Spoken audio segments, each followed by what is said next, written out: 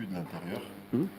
Et aujourd'hui, tu sais, c'est un truc que tu fais pas aux autres ce que tu n'aimerais pas qu'on te fasse. Bien sûr. Tu vois, quand on l'a vécu de l'intérieur, rappelez-vous, sur certaines situations, c'est des transitions générationnelles où tu as une lueur d'espoir sur quelque chose qui se construit, et au lieu de surfer sur ce que tu as construit, eh ben, cette défaite-là, elle te fait reculer.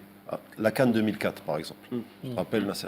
La CAN 2004, c'était inattendu qu'on fasse quart de finale. Ouais. Mais derrière, il y avait une déception d'avoir perdu en quart. Donc ça nous a fait après perdre 3-4 ans. Parce qu'on est reparti dans de la reconstruction. Là, si, nous aussi, parce qu'après on a reconstruit, puis on a raté 2006, et puis etc., etc. Donc, moi je me dis juste, comment ils l'ont vécu de l'intérieur? Comment ils l'ont vécu? Eux, ils seront les mieux placés pour dire à un moment donné quel était le plan du match, qu'est-ce qu'il a demandé, bloc bas, bloc haut, etc. Mais la situation de l'équipe nationale actuellement, ce qu'on pourrait dire, c'est Petkovic, de l'impression que j'ai eue au départ, quand je suis arrivé, j'ai regardé les deux premiers matchs à la CAN. Il était en train de faire un truc qui n'a pas été fait depuis longtemps. C'est ça. C'est quoi? Construire. Réussir à faire une transition générationnelle.